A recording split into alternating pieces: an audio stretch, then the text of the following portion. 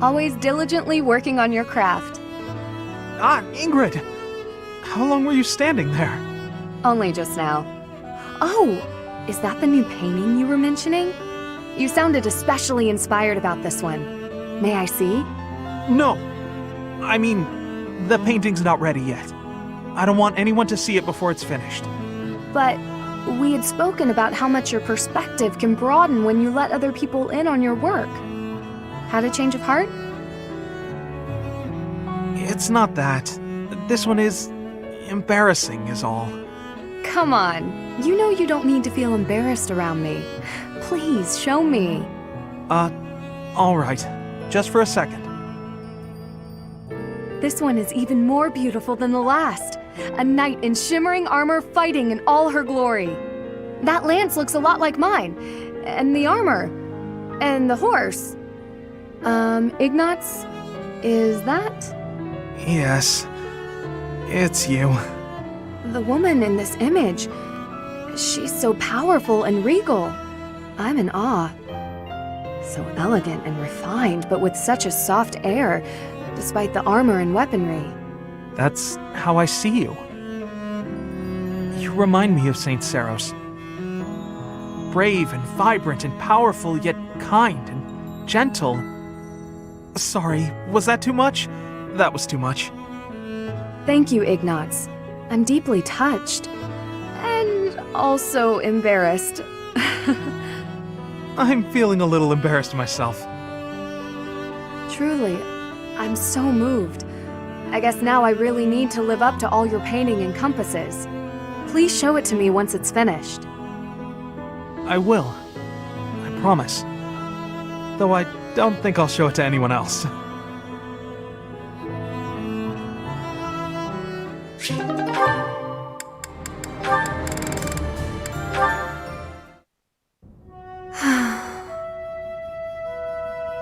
Is something troubling you, Ingrid? Oh, Sedith. You seem to have caught me when I thought nobody was around. Perhaps I can help, if you would like to share. I wouldn't want to bother you with my trivialities. I will not pry, of course. But if you keep it to yourself, no one will be able to help you. That's true. It's regarding my father. Count Galatea. I have met him once or twice. Well, you have likely heard that House Galatea's financial situation is precarious. Many regions of Faerghus are harsh and infertile, but our lands are especially so. There were several years of fruitless harvests. It nearly ruined us. We could barely feed our troops. Then I was born bearing a crest, after generations bore none. Suddenly my family hung its future on me. My father had hopes that with my crest, I'd be married into a noble family, and that House Galatea's financial troubles would be a thing of the past. Ah, I see. And the other house would benefit from the addition of your crest-bearing blood. It seems to me you have suffered much for the misfortune of being born with a crest. I beg your pardon? I know crests are highly valued, but they are also a burden. My feelings are mixed. You truly think so? But you're so devoted to the goddess. I'm surprised to hear you say such a thing. Perhaps one day I will expound upon my opinion of crests in greater detail with you. For now, let it suffice to say that whether or not you bear one is secondary to your identity. You are a person, first and foremost. And you should be permitted to grow as a person, crest or not. I agree. Thank you for listening. If you ever wish to discuss this again, consider me available whenever you please. Thank you so much.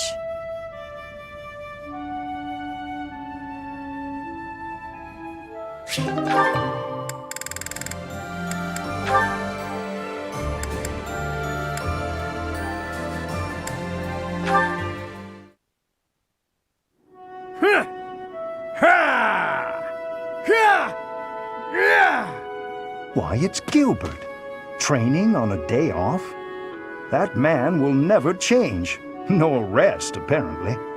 Is there any need to be so diligent when nobody is watching? Ah, well, at least I can bear witness.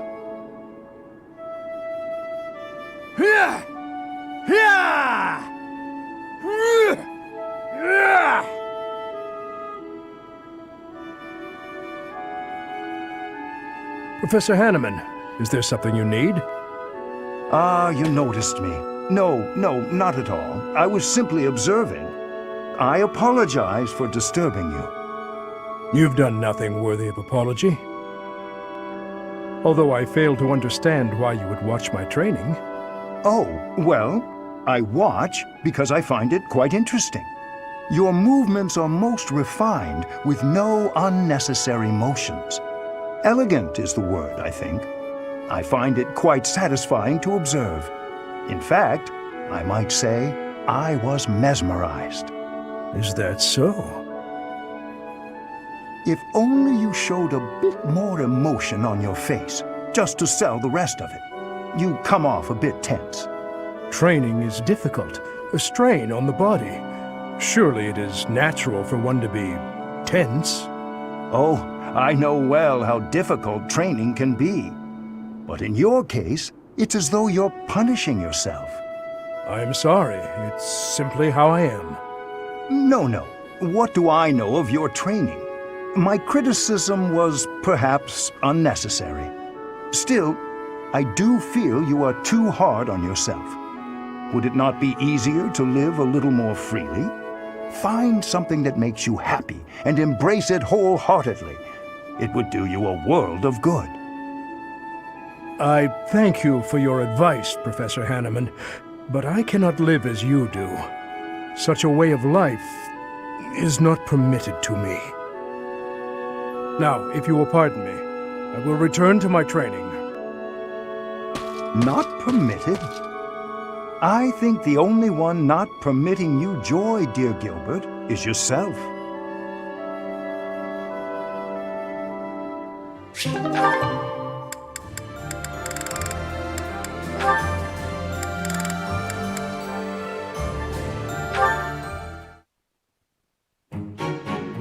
Is that singing?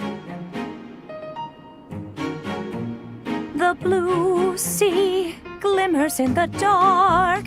The Red Canyon calls.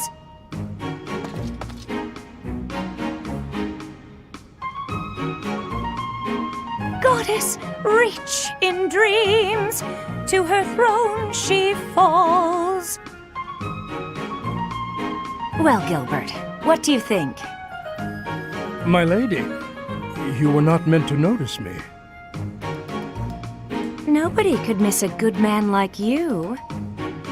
My apologies for interrupting. Please excuse me. No, Gilbert, hold on a moment. You're not disturbing me, truly. I want very much to know what you thought of my singing. The least you can do is tell me. You were lovely. You sounded lovely. Lovely? Is that what you really feel? Please be honest. Why would you suppose I was dishonest? That is not the look of someone who just heard what they deem to be lovely. It hurts my confidence when my voice can't even lure a fleeting smile to your face. It's as though my singing voice has died since stepping off the Middle Franc stage. My Lady Manuela, that could be no further from the truth. If that's the case, then Gilbert, I challenge you to a duel! My singing versus your iron mask. I will break through, and I will see passion in your eyes. Why did she leave so suddenly? And what could she have meant by a duel? Something is surely troubling her.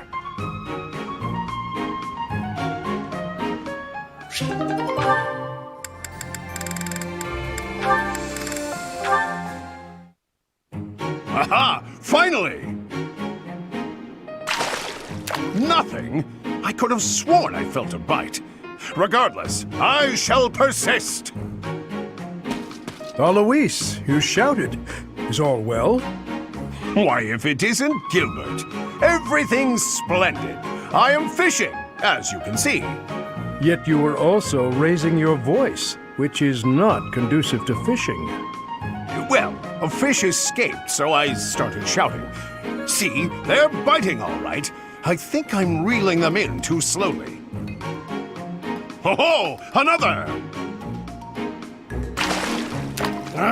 Nothing again? Why do these darn things elude me? I've been at it since yesterday. Every time I feel a pull on my line, the fish escapes. If I may, Alois, a bit of advice. You lifted the rod as soon as the fish bit. Well, yes, of course I did. That way the fish has less time to escape. No, it is the very reason the fish escapes. The fish in this moat know to nibble the bait first. They check if it is safe before biting in earnest. Allow the first pull of the line. Then, when the second pull comes, reel in your prey. I've been reeling too quickly. Maybe that's why the little flipper-flappers have been getting away. You seem to know your stuff, Gilbert. Do you fancy yourself an angler? In fairness, I am more a theorist than fisherman. I just happen to know some things about this location. Ah, is that so? Well, I'm glad to have met a fellow enthusiast. I fish quite often, although I catch fish quite rarely. Regardless, color me impressed. A master of arms, but also a master of the fishing rod.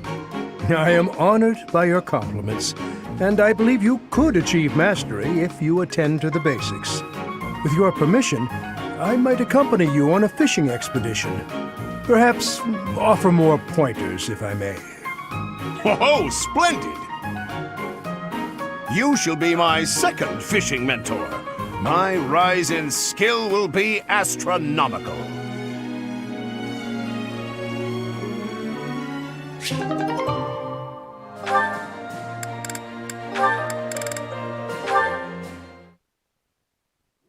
Hello, Gilbert. Done with your drills?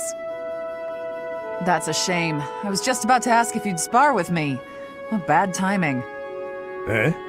As I understood, you wounded your arm in battle.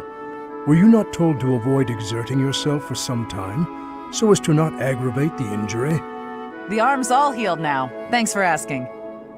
Besides, I have to keep exercising it or the muscle will waste away. Here I am, ready to spar. Catherine, your wound was gravely deep and should be given time to heal. It's not the first time I've gotten a scratch in battle. You needn't be concerned. Besides, eventually I'll lose this whole body, not just an arm. As a knight, I have to come to terms with the fact that I will die someday. Please, speak not of such ill-omened thoughts. I could not bear to see you fall in battle, Cassandra. Oh, pardon me. I am quite sorry, Catherine. Is something wrong? It's not like you to blurt that out where anyone could overhear. I allowed my emotions to best my good sense. My deepest apologies. It's not like anyone is looking for me in Garreg Mach, but still. Since we both have secrets to hide, we'd do well to watch our mouths. Right, Gustave? Yes, agreed. It may be poor compensation for my gaffe, but I will aid you in your training if you are still interested. If you're completely certain you're healed and strong enough, that is. Always so formal, eh? Still, I humbly accept your kind offer, good sir. Let's see how your lance skills fare against me. Hello, Felix. Training alone again, I see. Spying on me again, I see. It is not my intention to spy. I am merely concerned about you. I do not think you have been keeping your friends at a distance because you dislike them personally. Rather, I think what bothers you is their concept of proper knighthood. Is that not so? You really have been watching me closely. You're correct. I don't understand why they revere knighthood. I won't be friends with anyone who believes in that nonsense. Do you feel that way because of what happened in the tragedy of Duscur? I have heard the story. Your brother was one of the royal knights. He gave his life to defend the prince. My brother was doing his job. My father is the real problem. When my brother's armor was brought back to the castle, do you know what he said? He died like a true knight.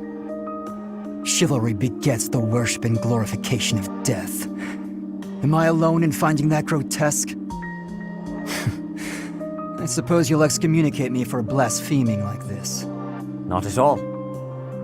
I am not a knight, so I have no intentions of lecturing you about chivalry. So long as one's conduct is consistent with the teachings of the goddess, it is up to the individual to decide right from wrong. In that case, I'd like you to formally pardon me for not having friends. You require no such pardon. This is merely advice from an old man to a younger one. As unwavering as your convictions may be, the others also feel strongly about their beliefs. If you hate all those whose beliefs are different from yours, you will hate everyone eventually. People with exactly the same beliefs as you simply do not exist. You do not have to change your beliefs, of course. But you do have to accept that others feel differently. That is my advice to you. I will speak no more of it. Sedith, can I ask one thing? Why are you going out of your way to tell me this? Why bother with me at all? Because I trust you. Now that I've heard what you have to say, I trust you even more. I am also a rather eccentric person. I thought you and I might get along. I see. You've gone to so much trouble. I may have to start making an effort as well. Good. Do not take this the wrong way, but I hope you will surpass my expectations.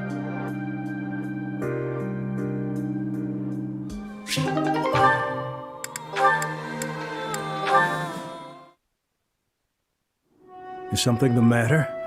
Your heart does not seem to be in your training today. I'm sorry. Something's been bothering me. Idle thoughts do hinder training. Tell me what bothers you. You were sworn to protect the royal family. But when we met 5 years ago, you weren't in the kingdom capital. You were in Garreg Mach. What could have made a great knight like you abandon his vow? That is difficult to explain. You are aware of the tragedy of Duscur? When the king's party was massacred 9 years ago. I am. It affected me too. My brother was suspected of being involved in the attack.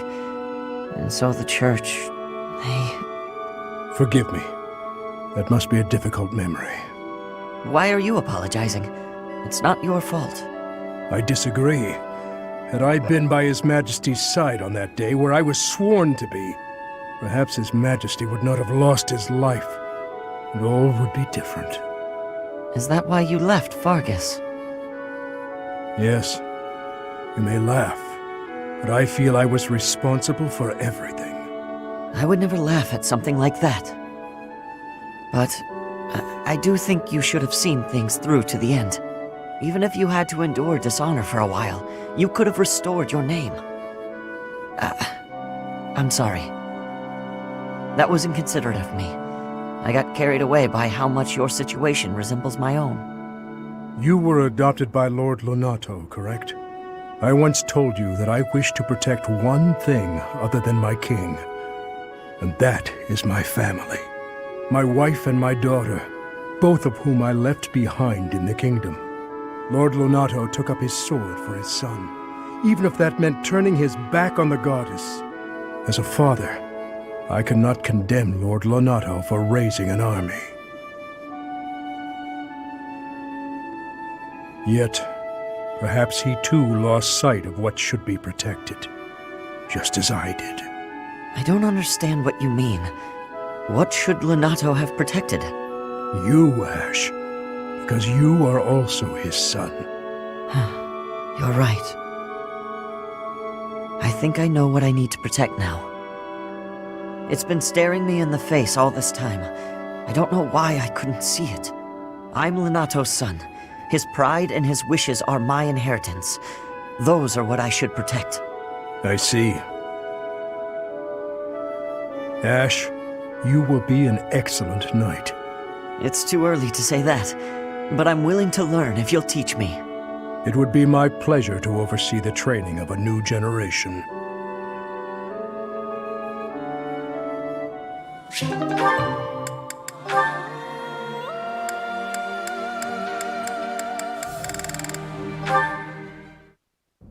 Hello, Father. May I have a moment?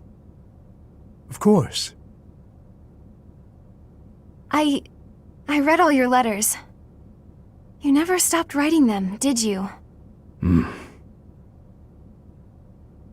birthday, Mother's birthday, every possible occasion, without fail. Yes. So why didn't you send any of them?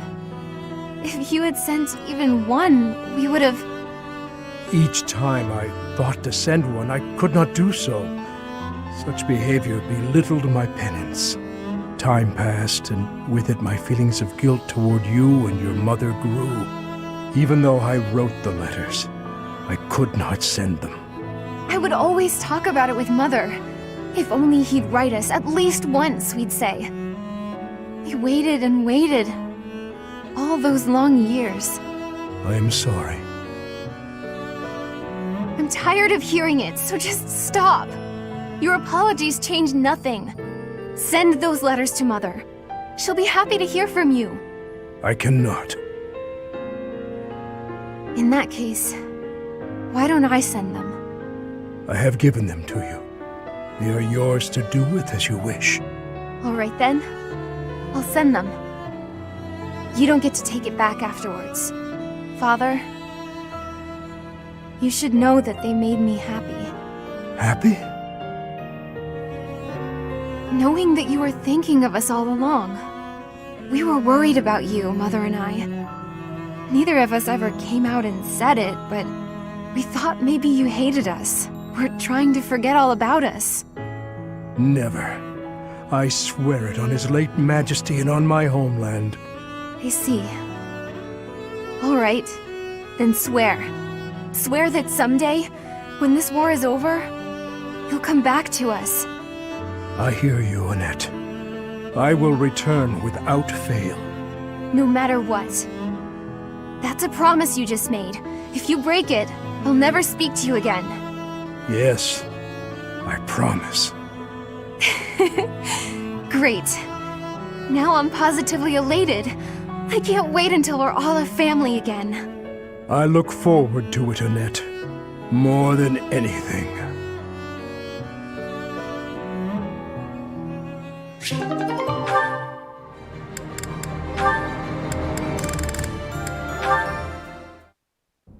Ingrid, are you familiar with the story of the King of Liberation and the 10 elites of Fodlan? Of course. They were the heroes who struck down evil with the power of the sacred weapons, protecting our land and people. Their strength was passed down through the ages, manifesting itself in the crest some of us are born with. Yes, the 10 elites certainly possessed great power. But does that make them worthy of worship? I imagine you ask because they later fought amongst themselves, turning on one another, ravaging the land. Precisely. Initially, Nemesis and the 10 elites worked together to bring peace to Fodlan. But soon their ambitions got the best of them, and they clashed, using their sacred weapons on anyone they chose, strong and weak alike. What I mean to say is, possessing strength alone does not make one worthy of respect. Rather, one should be judged by how they choose to use that strength. Yes, I agree. If you follow that logic, then you will see it also applies to those who are born with crests. Now think of how your father wishes to wed you to another family's fortune on the basis of your crest. Yes? What of it? These are purely inherited qualities. Is it not foolish to judge a person's value by some inherited fortune? That is all a crest is, really. That's what I think too. Having a crest or not has no bearing on your worth as a person. I understand that Count Galatea believes he has the right to manage your affairs. I am certain he has his own share of problems. And I do not wish to meddle or lay blame. But if there is anything I should like to say to his daughter, it is this. How you live your life is up to you. Thank you for your counsel and wisdom, Sedith. I've been thinking a lot lately about what might happen after the war. I will take some time to reflect on what lies ahead. My future.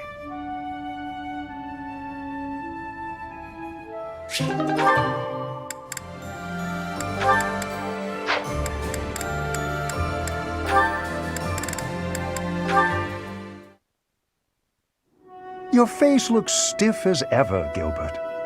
As I said before, I cannot change my nature. Understood. And I suppose seeing you train with an expression of glee would be rather unsettling. Still, you finished for the day, yes? Would you join me for tea and perhaps a chat? Professor Hanneman, may I ask a question first? Certainly. Ask away. I'll answer whatever is within my power to do so. Why concern yourself with me? I have no crests. I'm of no particular use to you. Whatever are you talking about? I don't speak to you out of some ulterior motive. Certainly, I have previously approached others because of my research interests. That is not the case here.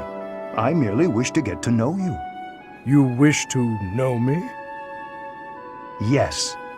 It is not often I have the opportunity to find friends my own age, you see. Well, regardless of how you feel, speaking for myself, I already consider you something of a friend. You must have heard of my tenacity. It will prove easier if you accept my offer of friendship now. Was that a laugh? A rarity for you, Gilbert. Can I take that to mean we are friends indeed? I see no reason not to be so. Well, I am honored. Then, as a first step, I would like it if we could find a common interest. A hobby to engage in. Something the younger folk would not appreciate and may even be irritated by. I look forward to it. Another laugh. I must say, we make a better duo than I first expected.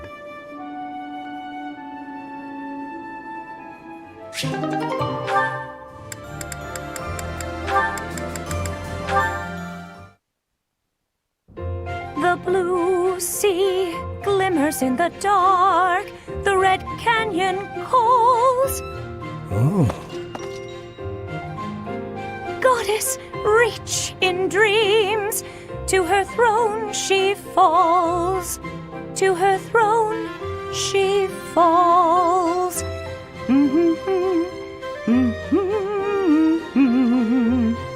There you are, Manuela. That's the old you. Ought to blow Gilbert away any day now. Huh? Oh.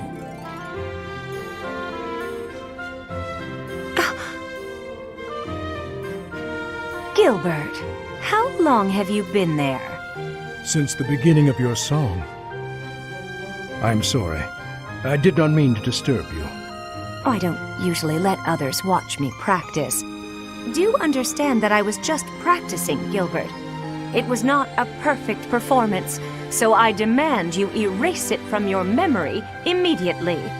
I will not. Such a performance would be a shame to forget. You were even livelier than before. Not again. How can you say that with such an expressionless... Gilbert? What's the matter? Gilbert, you're smiling. My goodness. Your voice must have drawn it from me. Obviously, I was taken by your beautiful voice. And also, your impassioned form. My form? You won your challenge, my Lady Manuela. I concede defeat. What just happened? I was only practicing, and a guarded, handsome, older man. And I'm the only lady who can raise a smile from him? Maybe you've still got it after all, Manuela. Maybe you do.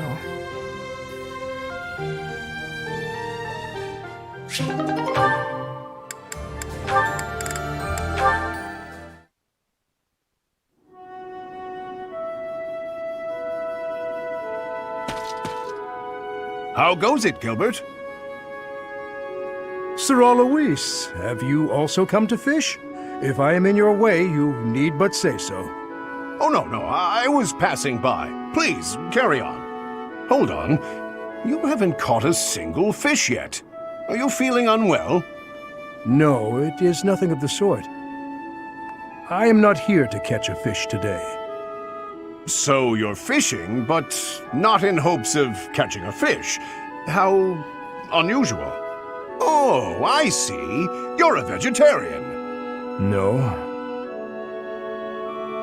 I am using this time to examine my past deeds. When I am fishing, the world fades, and I am left alone with myself. That is, Perhaps the correct way to fish is the way you do, Alois. Simply for the pleasure. I deeply regret I am unable to be the angling companion you desire. No need, Gilbert. A thought occurs to me. And what might that be? It was Captain Gerald who first taught me how to fish. We had spare time between missions, and he said it was the perfect hobby. Is that so? He was always looking out on the water as though lost in thought. Perhaps he wasn't fishing to catch fish either. Perhaps he was facing something within himself, silently struggling with his thoughts and hiding the struggle from me and everyone else. We cannot know the minds of the departed. Therefore, we wrestle with their ghosts. Yes, that's true. Very well. I will join you today after all. Please teach me this art of fishing without fishing. I think it would do me some good to gaze on the water and think fondly about my old mentor. Of course, it would be my pleasure.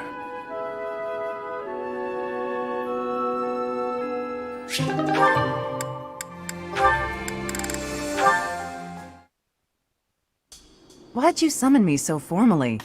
Not going to confess your love, I hope. I have something I must ask you. That's a bit ominous. What is it? Will you be going home? That's what this is about. There must be those who, even now, wait for you, believe in you. Now that Lord Lonato is dead, I can think of no one who would stop you from returning. I'd be lying if I said I didn't miss my friends and family back in Fargus. But no, I'm not going back. The person I used to be no longer exists. The life of a noble, tied down by rules and etiquette? No thanks. Not for me. My future is here, with the Knights of Seiros, as Thunder Catherine. I understand. In fact, that is the answer I expected from you. So why did you ask? 5 years ago, you chose to leave the Knights. I'm guessing you don't regret that choice. I do not. But you have caused me to realize something about myself. The sight of you, swinging your sword to fulfill your duty, your birthplace left behind. It reminded me of my life before.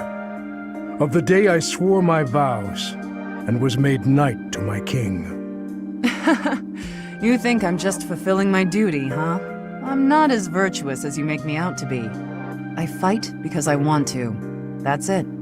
We are the same in that respect. On the day my liege bestowed upon me my sword, I knew protecting this man, fighting battles in his name, would be an irreplaceable joy. King, country, family, friends, beliefs. My list of what I longed to keep safe grew. Hence my realization. I did not become a knight so I could pray. I did so to fight. It seems we've come to an agreement then. So what are we doing standing around here chatting? Good point. We should end the idle talk. Will you spar with me, Catherine? I believe it is much too early for me to lay down my lance forever. Now we're talking. Oh, also Gilbert. You look much better, now that you have some fire in your eyes. I am honored you think so.